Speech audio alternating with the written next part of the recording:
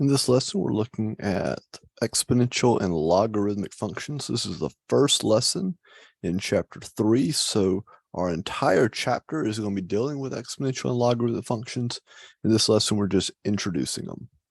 So number 1 and number 2 are examples of exponential functions. Exponential functions because our exponent or our variable is in the exponent. So exponential functions, the variable's in the exponent. Now, both 1 and 2 are examples of exponential growth. We'll see example of exponential decay in a second and see if you can spot the difference between the two. All right, so it says sketch the graph of each function. A couple ways we can do this. We want to make sure we're really seeing how exponential functions work. So I'm going to come over here to my calculator. Button. Hit the y equals button. I'm going to graph this, and so I'm going to say 2. I'm going to hit my little exponent button, and I'm going to put an x there. And I can graph it, but what I'm really interested in, so there's my graph, is the table. And so to get the table, I'm going to hit second graph. All right. And so let's see here. My graph goes up to 20. So if I come up right about there, that'll be pretty good. And I'm going to plot these points. So come right here. There we go. We'll plot these points. So we'll start off with the 0, 1. So 0, 1, that's a point right about there. And then x value 1, 2 is right here. And then 2, 4, 3, 8, and 4, 16. Now watch what's happening to our y values. Do you see as I go down this line, my pattern is we just keep multiplying those numbers, okay? Specifically, we're multiplying the numbers by 2, which is our base. So an exponential function, I just keep multiplying the number. Or if I try to go backwards, I divide the number by 2.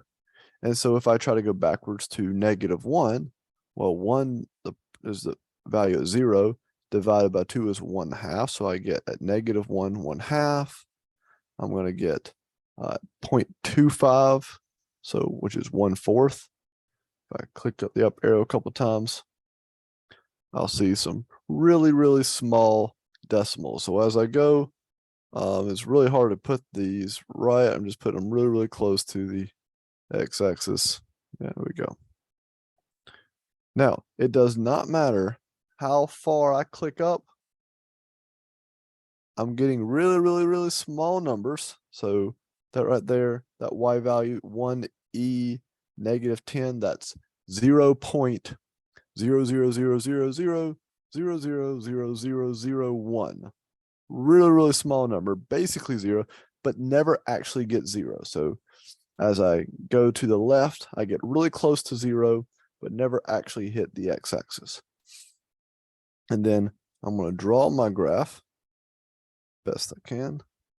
Connect those dots. I'm just kind of hugging the x-axis, and then through here it just kind of shoots up. Missed that point. Oh my goodness. Sorry, I'm doing this with a mouse. Didn't do a very good job. Close enough. I'll just there we go. The dots were better. Yeah. So draw a line. So go ahead and try number 2, doing the same thing, and see if you see the pattern of those values. Pause the video, try number 2.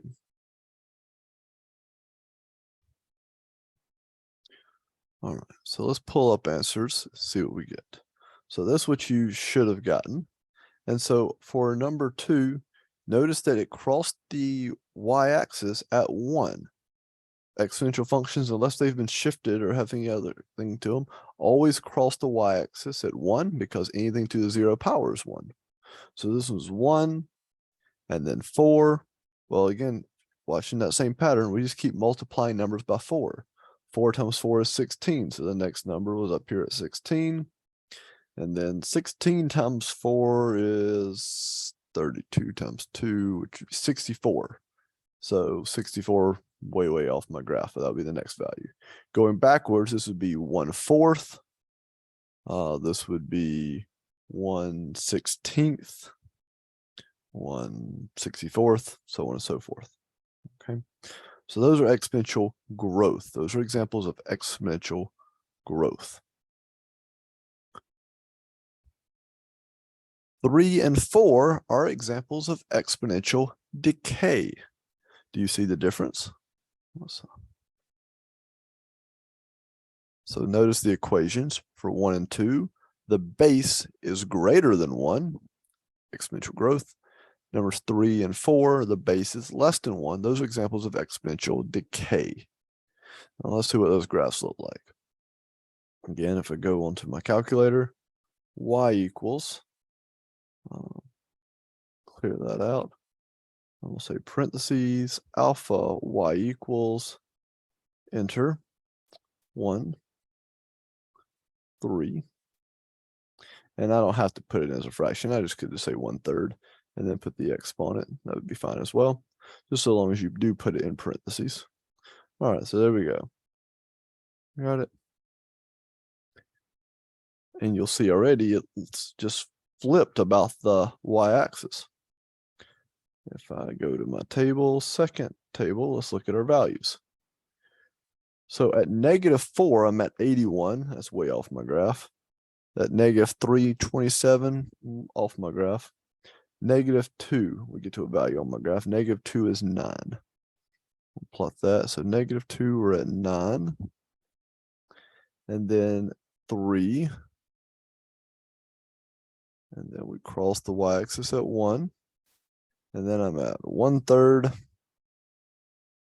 and 1/9. And then I'm going to keep just getting closer and closer to the x-axis.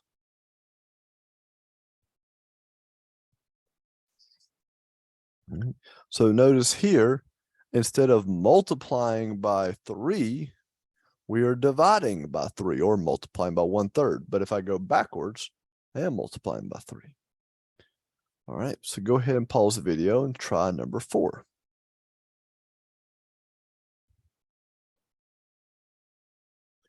All right, so number 4 should have looked like that.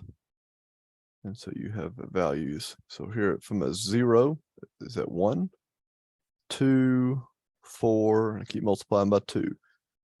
8, 8 times 2 is 16. 16 times 2, the next value would be at 32. But if I go this way, I'm at 1/2, 1/4, 1/8, so on and so forth. Okay. So those are exponential functions, very, very basic exponential functions, but those are exponential functions. For these, now these are exponential functions as well. They have some transformations going on. Let's see if we can figure out what the transformations are. We've done transformations. The rules are all exactly the same. That right there, that 2 right there, and I'm trying to do this without being able to write on the screen like I normally do. That first 2 is a vertical stretch by 2.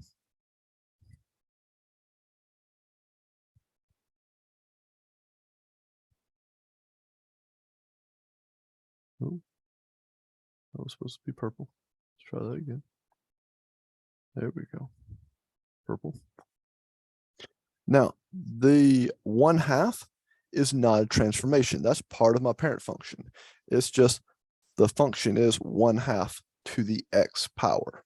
So my parent function, I'll try to write this out, is y equals parentheses 1/2 to the x power. So there's my parent function. So we're always assuming that we have the base. All right, so there's that. That's not going to change. So that 1/2 is not a transformation.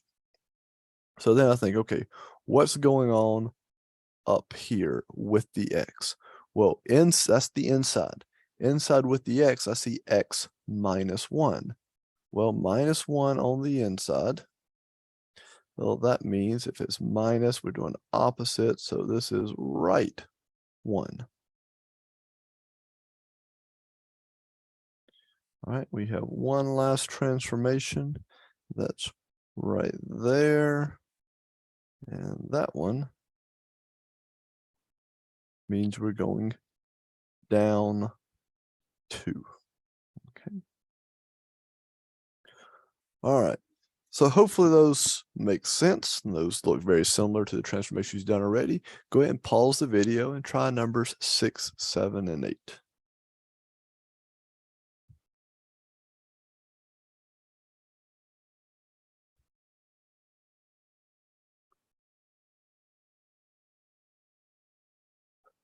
All right, so I'm just going to try to type these out as I'm saying them.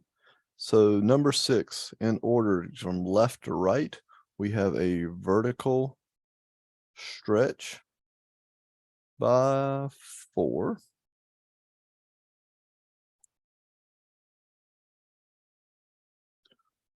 That plus 2 up there means left 2.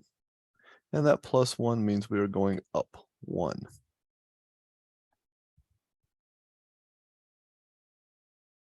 All right, number 7, we have a vertical stretch by 5. That plus 1 in the exponent means we're going left 1. And that plus 1 on the end means we're going up 1. All right. 1/2 on the outside, that is a vertical compress by 1/2. That plus 1 in the exponent means left 1, and that plus 1 on the outside means up 1. Those are our transformations.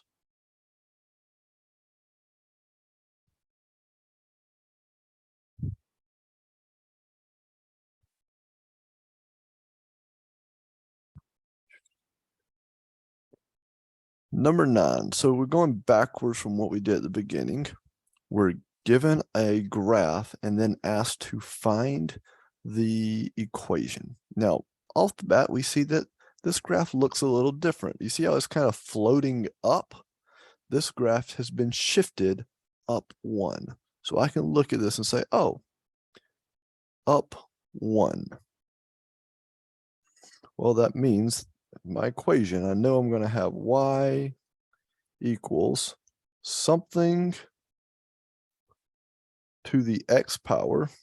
And so I'm going to use that to show, okay, there's exponent of x, but I know it's been plus 1, okay? So all I'm going to do now is figure out, okay, what's the inside? For our purposes, all I'm giving you is something to an x, to the x power, and then it's going to be shifted up or down. So I already know that it's been shifted up 1, so it has a plus 1 on the end. Now I just need to figure out, well, what is the base? To do that, I need to undo the vertical transformation. So I'm going to pick some points on my line. There's a point, there's a point, there's a point, okay? I'm going to shift those points down 1. So that would be here, here, and here, okay? So I took those points, shifted them back down 1. So, and what I'm trying to look at is what y values would I be at if it had not been shifted up 1? Well, this first one is at 1. It's really big. Let's see if I can change that font down just a little bit. There we go. So I'm at a y value of 1. Right here, I'm at a y value of 2. And then up here, I'm at a y value of 9, I believe. Is that correct? Making sure I did that right. Oh, no, I did not. It goes right there. I'm supposed to be shifting everything down 1, and I did not shift it down 1. I shifted up and down 2. So right there is at 4. If I shift it down 1, it should be at 3. So let me change this value. 3. All right, so make sure check. So I took all those points, shifted them down 1 now. And so now I have 1, 3, 9. Okay, that's enough for me to get a pattern.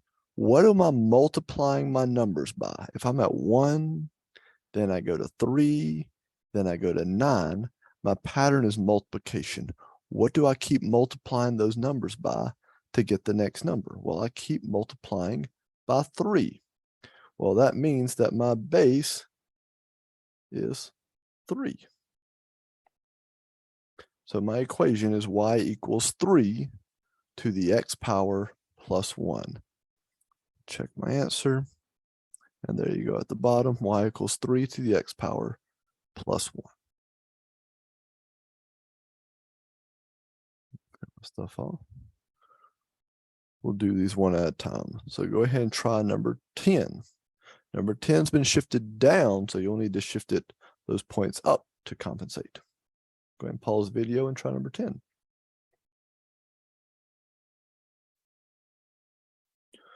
All right, so again, I'll pick some points on my line.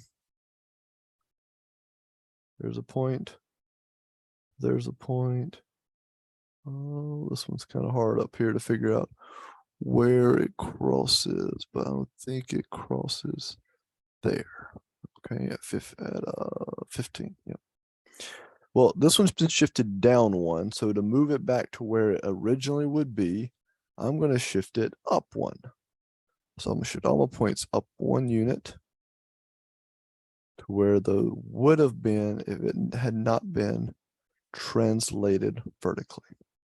And then I'm going to write what those new y values are. So here I'm at a y value of 1. Here I'm at a y value of 4. And here I'm at a y value of 16. Well, 1, 4, 16, what's our pattern? Well, we're multiplying by 4. So I have y equals 4 to the x power. And this entire thing had been shifted down 1, so minus 1 on the end. Pull up my answer choice, or my correct answer there at the bottom, 4 to the x minus 1. All right, one more like that. Go ahead and try number 11. Pause the video and try number 11.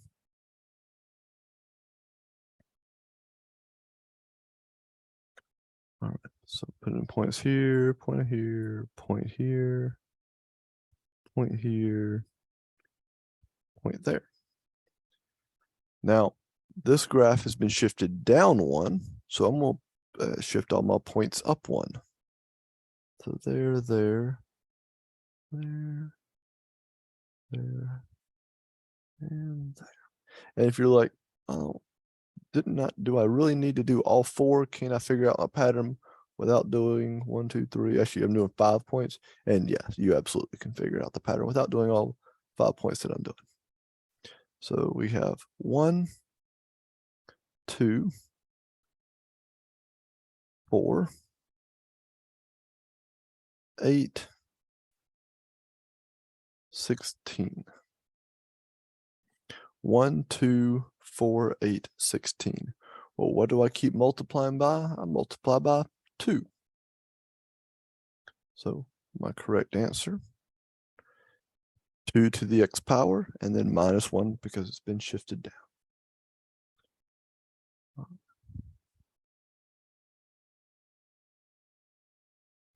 Number 12, doing the same thing, but these are a little bit different. Notice that here is the shape is going the opposite direction. So these are going to be example of decay. That means I already know that my base is less than 1. My base is going to end up being a fraction. Well, we're going to do the same thing. I'm going to put points here. So there's 1. There's 1. Let's see here. I think it's right there, 18. All right. And then this graph has clearly been shifted up 2 units. So I need to shift all of those points down 2 units. So this one would go to 16. This one would go to 4. And this one would go to 1. So again, if I type that out, I'm at 1, 4, 16. So my pattern. I go from 16 to 4 to 1. What am I doing? Well, I'm dividing by 4, or you could say that I'm multiplying by 1/4. So my equation is 1/4 to the x power plus 2, the plus 2 because it's been shifted up 2 units.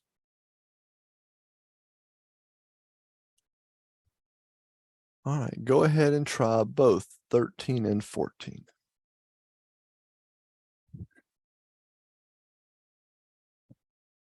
All right, so answers to 13 and 14 are 1/2 x minus 2 and 1/3 x plus 1. Okay.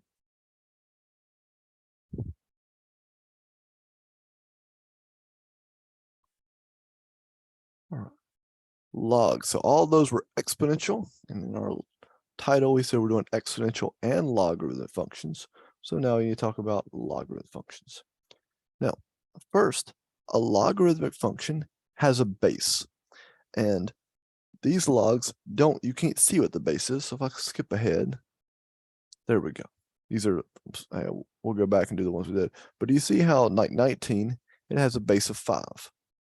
Number 20, it has a base of 2. So this little number right here is the base. Okay, there's my base. Well, every log has a base. But if I go back to 15 and 16, there's not a base listed. It just says log of that. And so when there's not a base listed, we have a default base. Now this is the same as, like, first this little x right here. The default exponent's 1. The default coefficient's 1. So we're used to having default a square root. A square root has a root of 2. All right, you don't see the 2 there, but by default the root is 2 if you square root with no number there. So logs have a default base 2, but the default base is the number 10. The default base, I'm going to pencil this in right here, 10 is the default base, and that's kind of big, so I'll shrink that down a little bit. There we go. So I could actually see that, and that is correct. If I put a little 10 right there where the base is, that actually is perfectly correct. Log base 10 of x plus 1 plus 4. You don't have to put the 10. Again, the base is 10 by default. If I look at my calculator, and this is actually going to be true for on your phone's calculator, if you tip your phone sideways in landscape, your calculator changes to like a scientific calculator, and you'll actually have a log button on your calculator. Just like I have a log button on this calculator, see right here, that log button. If I click on that log button, first got to turn my calculator on. That log does not have a base listed. It assumes the default base is 10. Now we can do other bases, but that log button right there is specifically a log base 10 or a default to 10. So clear that out of the way. How do we graph these? So y equals, clear. I want to hit that log button right there. X plus 1, close parentheses, plus 4. I'll hit graph, and it looks really weird. Now, the calculator does not do a great job of this. First, I'm zoomed in weird, so I'm gonna hit zoom 6. And yeah, a lot of times you'll see it just stop right there. The correct graph does not stop. It actually has a vertical asymptote. And so if I pull up just one, and you see right here, that's a little bit better, but still my red line stops, and my red line should not stop. Our red line really keeps going forever. Okay, it's a vertical asymptote. So it goes forever down.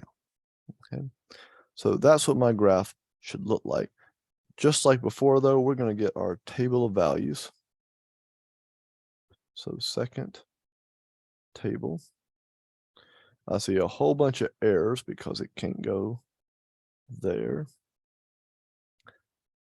0, it's at 4. So I'm going to say, okay, if I'm trying to graph this, 0, I plot a point here at 4. And then I come over and think, okay, well, 4.3, those are hard to do. Do we get anything that we can actually plug in? At 8, which is the end of my graph, we're getting close to 5, but not quite. So I just say, okay, put a point right there, and then just best you can draw your line. And yeah, notice right here, x plus 1, do the same, remember the opposite sign. So this means it's been shifted left 1. I have a vertical asymptote opposite sign right there. Okay. All right, realize that's a little weird, so we'll try another one of those together. If you want to try this on your own, you can pause the video, but if not, you need to see another one. I'll do another one real quick. All right, so calculator, y equals x minus 1. So this one's going to go to the right, and it's minus 2, so it's going to go down 2. There we go. And so again, I'm going to use my table. I see 2, negative 2, 2, negative 2. Put a point right here. And it's going to kind of come down and then just drop off really, really steep. And then as it comes this way, it gets to 8. And it's at negative 1.1, so it hasn't even reached negative 1 yet. So, there we go. That's what it looks like. Again, arrows both directions. Hit the little correct answer, and that's what they have. Curve there's a little differently than mine, but goes through all the same points. That's really all that matters. All right, so there's 16. If I click over here to 17, it looks completely different. Now, I don't have time to get into all about this, but we need to know that LN's a button on your calculator. When I get back, we'll talk about what LN means. But for our purposes in this video, you can do this exactly the same way using the LN button. The LN button is right there. Okay. Your phone's calculator, by the way, also has an LN button. Stands for natural log, but we'll again talk about that. I'll come back. So there's LN. So I'm going to say LN x plus 4, close parentheses, plus 4, graph. It's going to look pretty much just like the other one. Let's see here. We have, let me hit my table. Second table.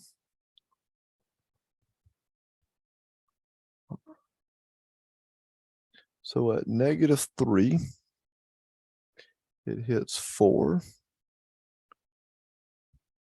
It's going to pretty steeply shoot off. Have a vertical asymptote. It's actually not even going to hit negative 4 because I see it gets an error before it gets negative 4. So negative 4 is where its vertical asymptote is.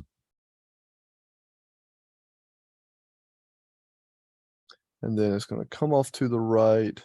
And let's see here. Does it have any values it hits? It does cross over to 5. It hits about 6.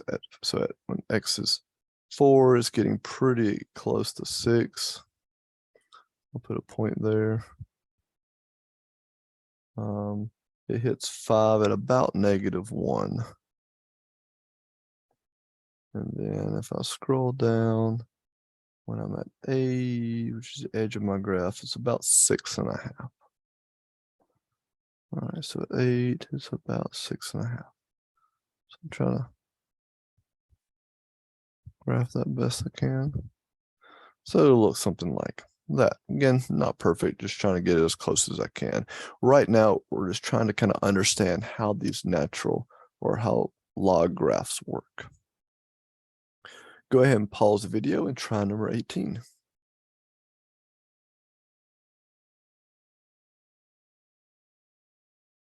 All right, so 17 and 18 should look like that, or at least pretty close. All right, last two problems we're going to talk about.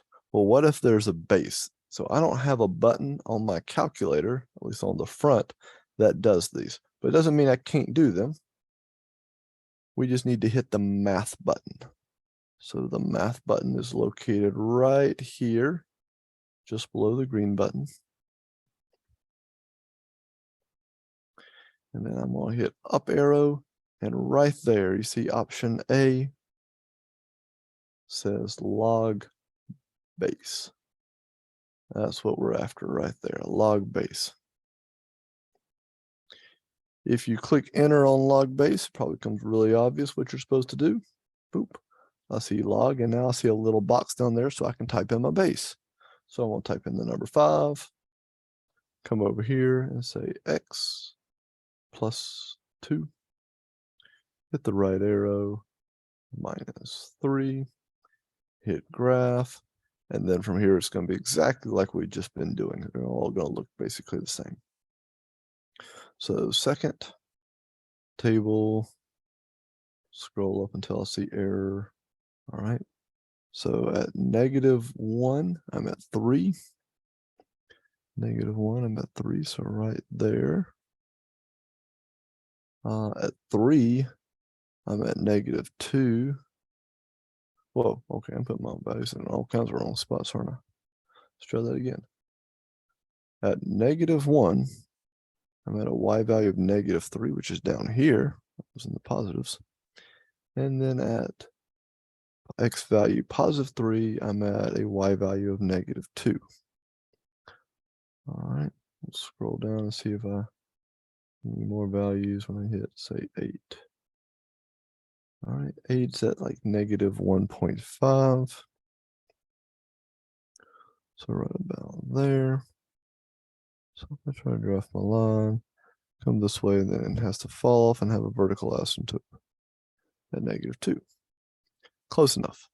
All right, go ahead and pause the video and try number 20.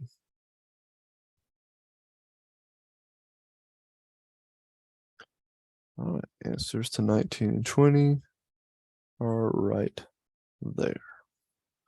All right, hope those make sense. If not, again, this is just the intro to logs and exponential. We're talking about logs and exponential this entire chapter, so I know they're going to look a little different now, and we're definitely did not explain them thoroughly in this lesson. We have a lot of lessons on them.